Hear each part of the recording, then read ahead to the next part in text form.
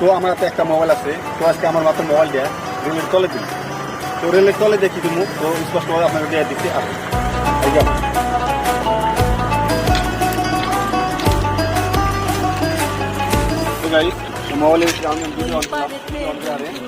মাঝখানেতে নদী শিরনি দিমু সারা 5 minute 10 minute wait করা লাগবে।